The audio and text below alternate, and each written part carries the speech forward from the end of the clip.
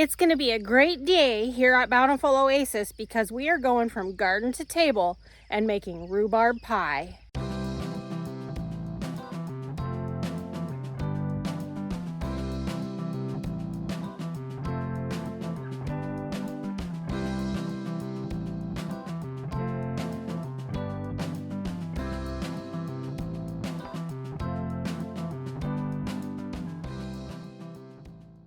Welcome to Bountiful Oasis. I'm Angie. We garden and live on a small acreage here in south central Nebraska. And today we are going to harvest rhubarb and make a pie, as well as get some of it in the freezer. It's going to start getting a lot warmer here, so we're not going to be able to harvest rhubarb much longer. Some people say it's not good for you to harvest when it gets too hot, but it changes the flavor, makes it it's already bitter and it makes it worse. So we tend to not harvest it after it starts getting in the 90s and over 100 regularly here. So today I'm going to show you how I harvest it, how I chop it up to save it in the freezer, and I'm going to make a pie. So this is my rhubarb. I just have this one row right here, but it is plenty for us. You can harvest quite a bit off of this in a season. A couple of these two plants right down here are newer plants. By that I mean I purchased the plants from the school sale that they have, and then the ones down here, from here on down, these are much older plants. I transplanted them from my parents' house, so I honestly don't know how old these plants are. I'm going to show you. When you harvest your rhubarb, you only want to harvest about a third to a half of it at a time. And if you transplant or put in new plants, don't harvest any of it that first year. Just let it grow that first year. And then the next year, you can harvest a third of it at a time, let it grow back, harvest another third. But don't ever harvest more than half of it at a time. I usually harvest a third to a half at a time. Today, I'll probably be pushing closer to the half, because we're getting to the end of the time when I'm going to be harvesting rhubarb. So let me show you. You can see there's some caterpillars starting to eat the leaves. I'm going to see if I can get down in here and show you how I'm going to. You can see down in there. See all the way down to the stalk. Just grab at the base of the stalk and kind of wiggle the stalk around and just pull it out. I kind of broke that one off a little more than I normally want to, but I'll do another one here. Okay, let's see if I can show you better this one. Okay, so we're gonna grab this one right here, and just grab it at the base and wiggle it, and then you just pull it right out just like that. And then you have this big stalk of rhubarb. Another thing I do before I bring them in, I chop the leaves off, and we'll just use them for mulch out here somewhere in the garden. They're nice and big. They break down really fast, but they work for a little while. And I just take my cutters and just chop them right off. And then I'm gonna put all the rhubarb stalks into these buckets and haul them in the house.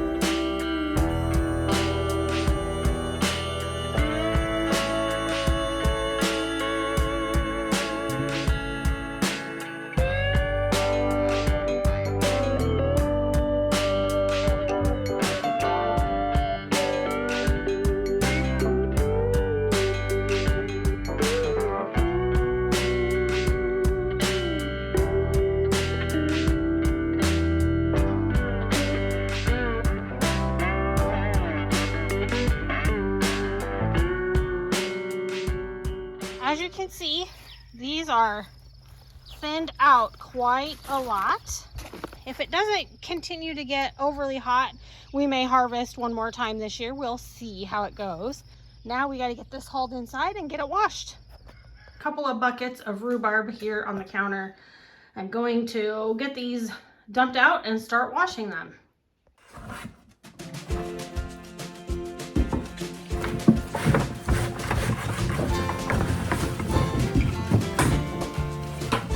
So I'm just going to take some cool water in the sink here and just wash them all off and stick them on the other side of the sink here to let them dry.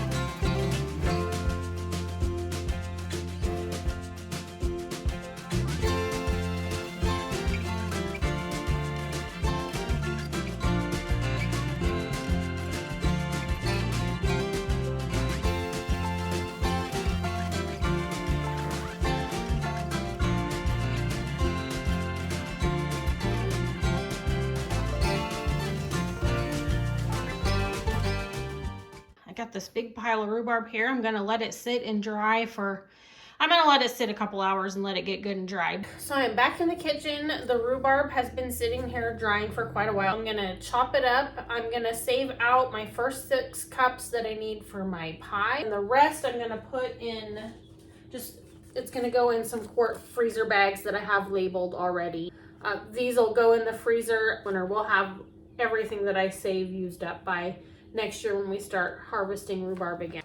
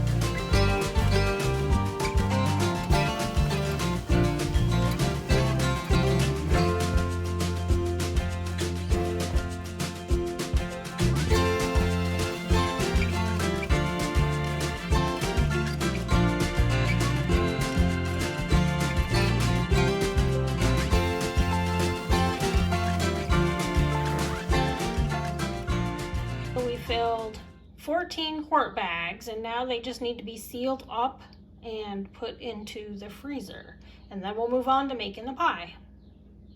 We're ready to start on the pie, and I'm going to use a couple of recipe books. I'm going to have the crust recipe out of this book.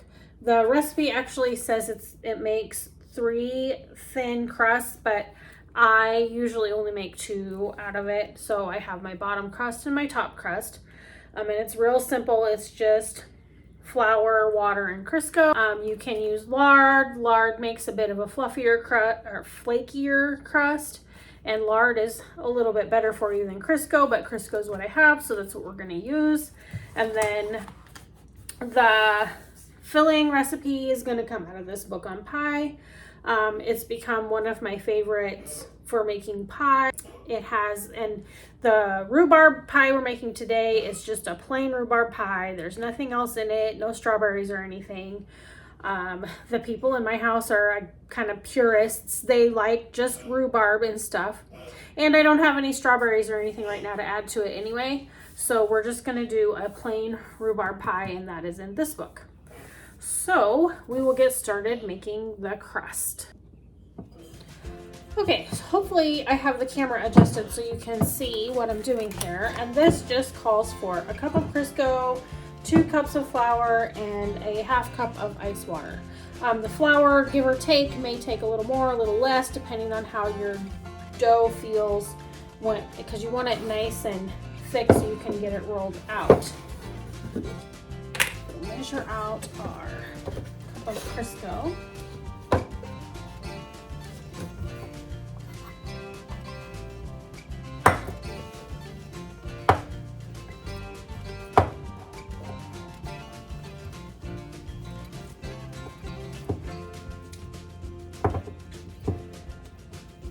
make sure we don't have any air pockets in there.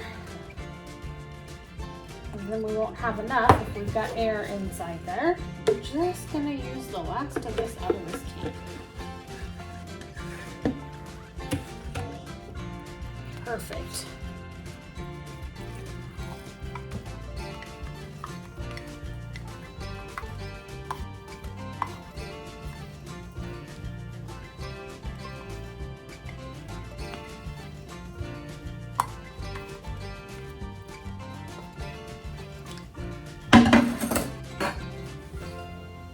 Okay, now 2 cups of flour, and like I said, I'm not gonna be super precise on my flour here because I may have to adjust. Seems like I always end up having to add a little more flour because my dough is too sticky. So if your dough is too sticky, it will not roll out well. You're gonna have a mess. Okay, this part you might have to be a little patient. You just want to kind of take a fork and crumble up into your Crisco, your flour into your Crisco, and you do it until small pebbles form. So it's gonna not be like all mixed together and smooth. It's gonna be little pebbly pieces. So you just have to keep going for a while. And you don't want the flour like just all by itself. You kind of want to incorporate it into the Crisco, but it's little pebbles. And it would be the same with lard. This crust recipe is very, very, very easy.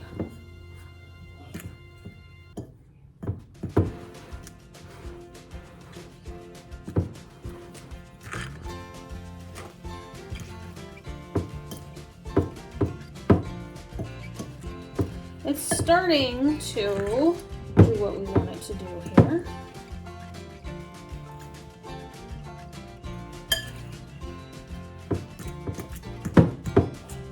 I'm getting some pebbly pieces in there.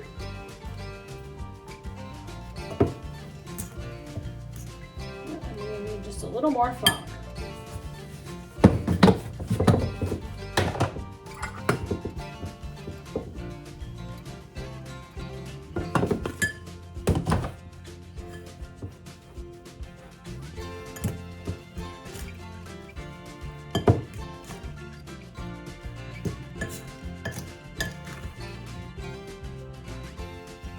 We mostly have small pebbles, and we don't want to overmix, so we're going to go ahead and we need to put in a 1/2 cup of ice water. So this water has been in the refrigerator, so it's nice and cold.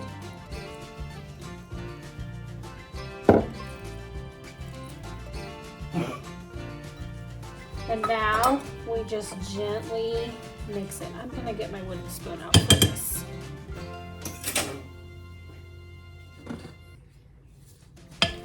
We just gently mix the water in until it is the consistency of dough.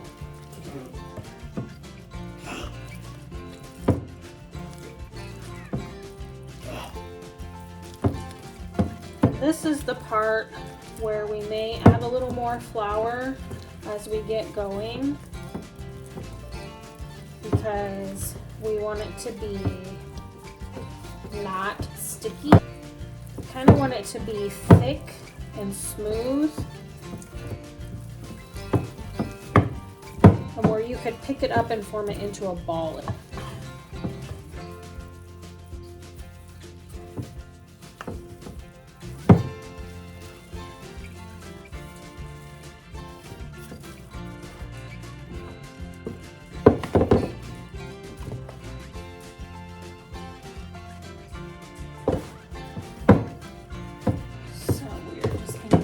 Adding a little flour until we get the consistency that I want it to be.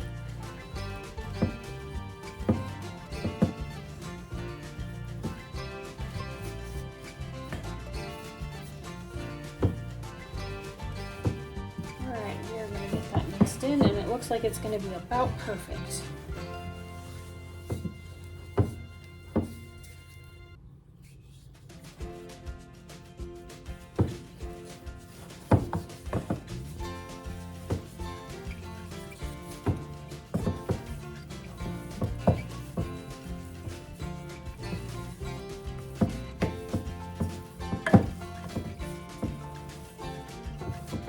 Okay, so now we're going to move this, transfer this to the counter, a floured surface on the counter, so we can roll it out. I'm going to kind of form it into a ball here, and then I'll do more when I get it onto the counter.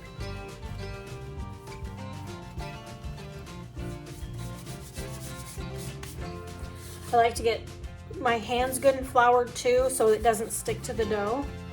And also my rolling pin. Get a good coat of flour on that as well. So now we're just gonna take this dough and turn it out onto the counter and get it good and floured all over the place, all sides of it.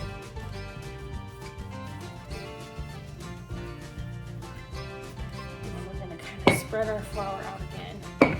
And again, we're gonna get 2 crusts out of this. So once we kind of get it into a good round ball, I take my pastry cutter and just cut it in half, just like that. Put the other half back in the bowl until we're ready for it. And then I just round this into a ball again. Make sure my flour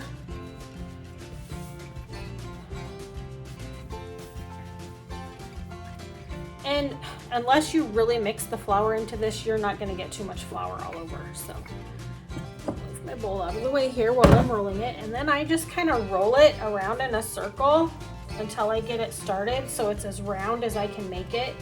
I am not good at getting my pie crusts round when I roll them out, so just kind of roll it.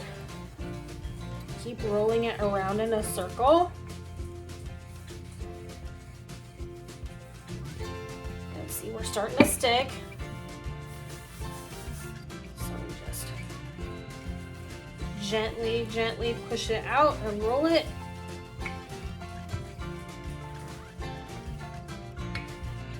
I kind of push out from the middle to the edges.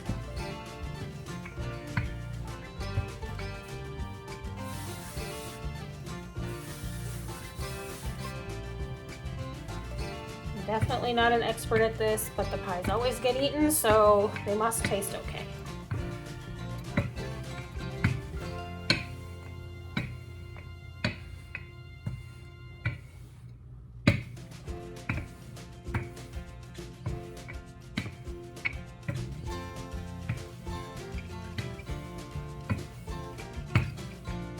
Okay, should fit in that pie plate. This is just a glass Pyrex pie plate. I get most of my pie plates from like secondhand stores or whatever for really cheap, $1 or less usually. Then if you have to take a pie to somebody, you can just leave them the whole plate and you don't need to get it back. So to put it in the pie, coming apart here. Put it in the pie plate, gently get it started up on your rolling pin.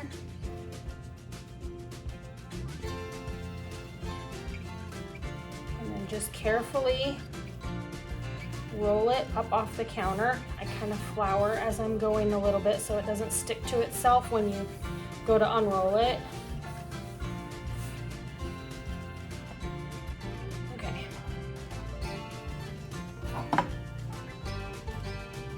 And then just unroll it onto the pie plate if it's not going to break apart.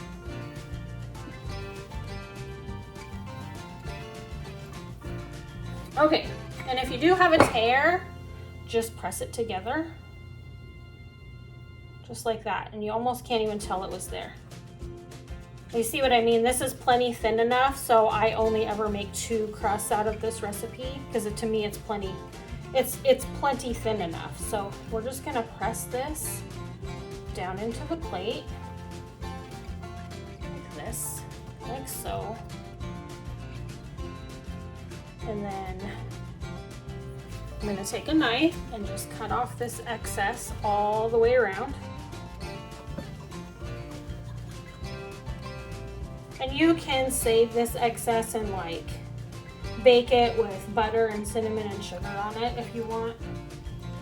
Or just save it in the refrigerator for another recipe. And you could end up with enough to make it like a single crust pie or something, depending on how often you make pies. But you can put this in a baggie in the refrigerator if you choose.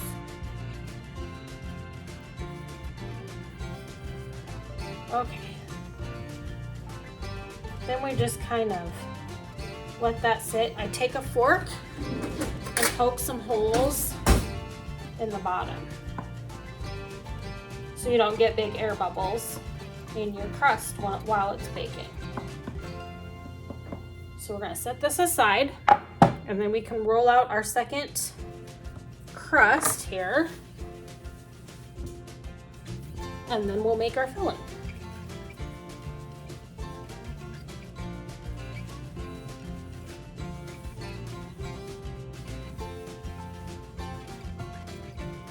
Same process.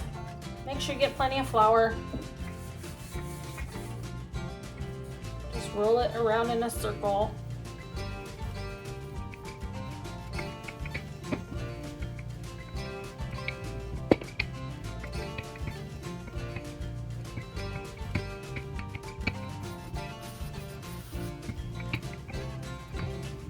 And this one just has to be big enough to go over the top and overlap just a little so you can crimp the edges.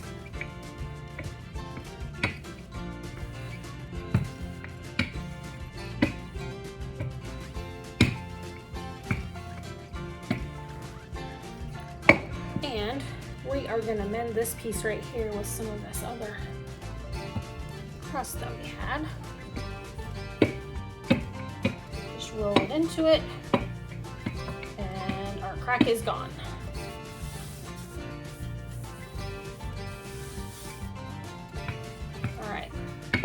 Okay, so now we're gonna let that sit while we make our filling. Okay, so this filling is super easy. There's not much to it at all. It requires no flour, no eggs. Get this flour out of the way. Needs your 6 cups of rhubarb. It has sugar, cornstarch, vanilla, and nutmeg in it. It's really, really simple. So in this bowl right here, like I said, this is a super simple recipe. In this bowl right here, we're just gonna put sugar, cornstarch, and nutmeg, and some salt. So we're gonna put in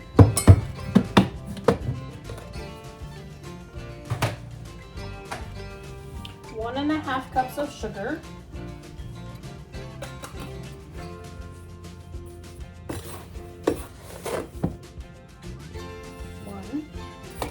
And if you like your rhubarb pie a little sweeter or a little more tart, adjust your sugar. I just use the 1.5 cups. It seems to be just about right for us. And then cornstarch is 1/4 cup. Had to wash out my 1/4 cup. I used it. Okay. So cornstarch is 1/4 cup, and it's your thickening agent so that your pie isn't runny when it's cool.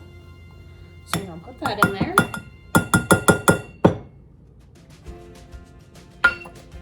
And this book also gives weight measurements too, if you prefer to bake using weight measurements. And then the salt, I'm just going to put a little bit of salt in there. Not a lot. And then I'm gonna take and just whisk this all together. I'm gonna make sure we get that cornstarch all mixed in there really good. All right. And then the rhubarb part. Oh, we didn't put our nutmeg in here. I almost forgot the nutmeg. And we just need a half a teaspoon of nutmeg. Almost forgot the nutmeg. So we're just gonna dump that right in there.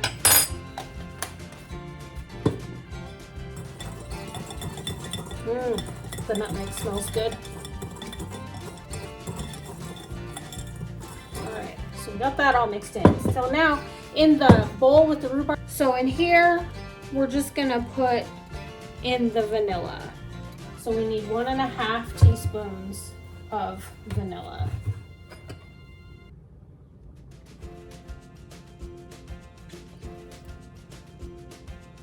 And if you're using already frozen rhubarb, it is going to be very watery. Don't drain off the water when you thaw your rhubarb that's been frozen. I do use more, like when I freeze my rhubarb, I put a generous 4 cups in a quart bag. So for this recipe, I would use 2 of those bags, which says 8 cups, but it is a lot smaller after it's been frozen and thawed out. So I use 2 of those bags. So we've just got that vanilla kind of tossed in there with the fresh rhubarb here. And then we take this and put this in with the rhubarb. And the rhubarb, when it heats up in the oven in the pie, will release a lot of juices. So we're just gonna toss this together until all of the rhubarb has a coating on it, until it's all coated.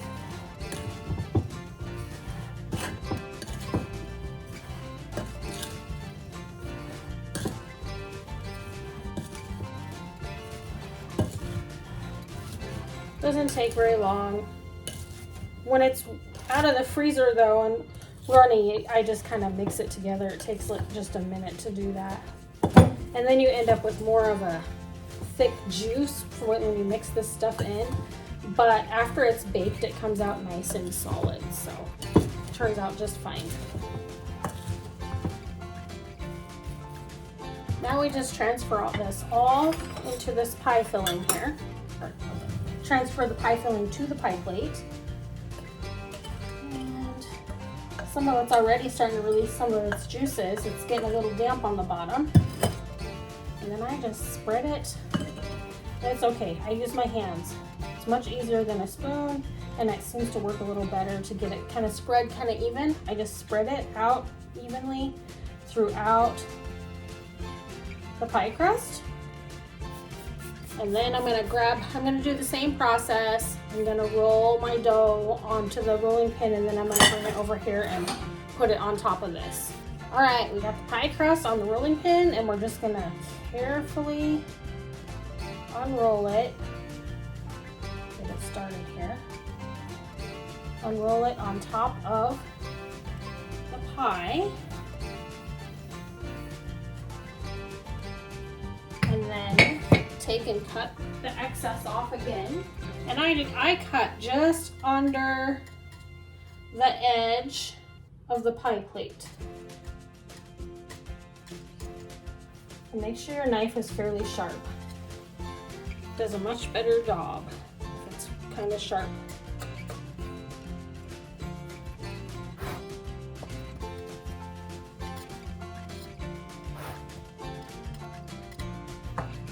Okay, so I've got that all trimmed, and then I just take and fold it underneath.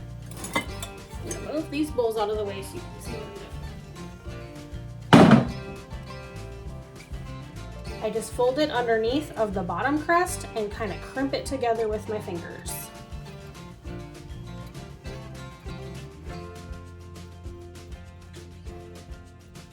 And then you can kind of push it together with your other hand so it's got that nice looking pie edge, that nice crimped pie edge on it there. And you just go all the way around. And if there's any excess, just take that off as you're going. Now my pies aren't gonna win any beauty contests, but okay. So then just cut some slits in the top. I just usually do, I don't know, 3 is good. It allows all of the air and everything to escape. And then I have these.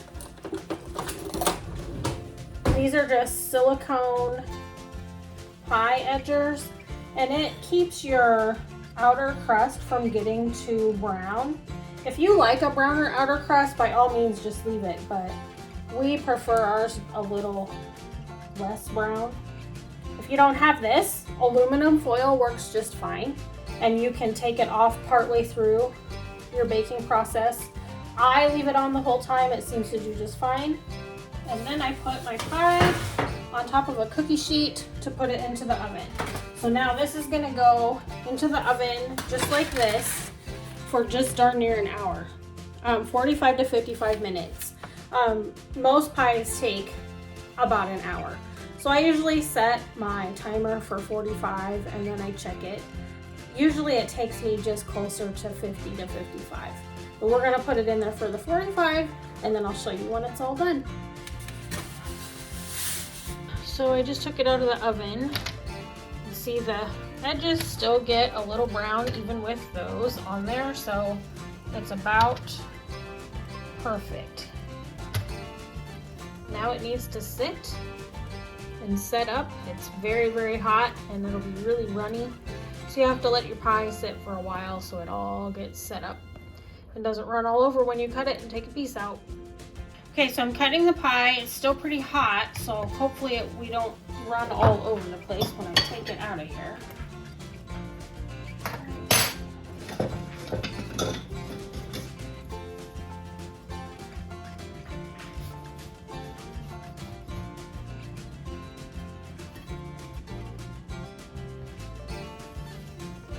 It's not running over too bad. It's still pretty hot though.